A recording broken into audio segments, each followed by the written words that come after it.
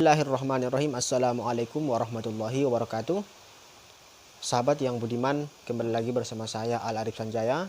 Pada kali ini saya akan menjelaskan tentang bagaimana energi positif dan negatif yang tumbuh dari yang namanya perbedaan. Perbedaan itu tidak asing lagi bagi telinga kita di seluruh umat di dunia.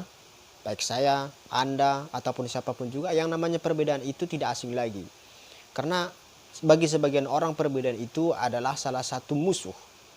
Dan bagi sebagian yang lain menjadikan perbedaan itu sebagai jalan pintas untuk mendapatkan yang terbaik dalam menghadapi hidup. Nah, kenapa itu bisa terjadi? Nah, itu tergantung dengan pola pikir yang didapatkan oleh manusia itu sendiri. Kalau pola pikir kita itu baik, maka insya Allah apapun yang kita lihat, walaupun dia itu objeknya itu salah, objeknya itu nggak baik, maka kalau kita punya pola pikir yang baik, insya Allah apa yang akan kita lihat tersebut akan bertumbuh, akan tumbuh pada yang positif. Jadi tergantung dengan bagaimana kita menyikapi objek yang kita lihat, objek yang kita pikirkan, dan objek yang kita rasakan.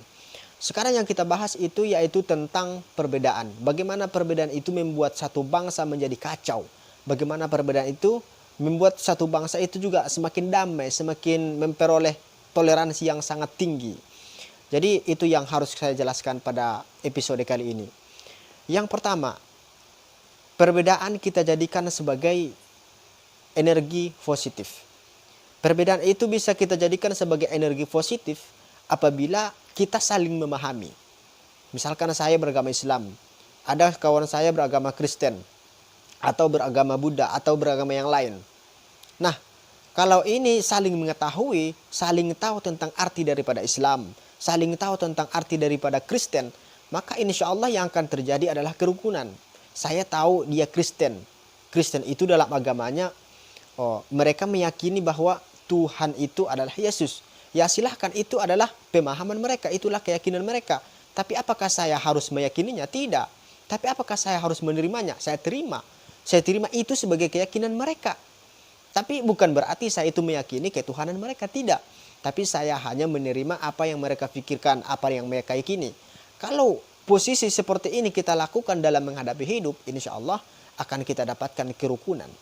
Tapi kalau sebaliknya, energi negatifnya itu bagaimana? Yaitu kita jadikan ini sebagai alat untuk berpecah. Oh, dia itu memang kurang ajar, dia itu memang menjadikan ini seperti ini, dan saling mencaci. Nah, kalau sudah saling mencaci, yang akan terjadi adalah saling mendobrak, saling menuduh, saling mencela, saling memaki, dan semuanya itu akan turun. Perbuatan-perbuatan yang negatif itu akan turun dari pondasi yang bernama tadi tidak menerima perbedaan itu. Tapi kalau kita menerima perbedaan apa yang ada, maka insya Allah kita akan mendapatkan kerukunan. Begitu juga dengan pendapat, begitu juga dengan pemahaman, begitu juga dengan segala hal. Kalau kita faham, kalau kita bisa menerima perbedaan itu, maka insya Allah kita akan mendapatkan energi positif dari apa yang kita jalani, apa yang kita peroleh, dan apa yang kita pikirkan. Mudah-mudahan bermanfaat. Assalamualaikum warahmatullahi wabarakatuh.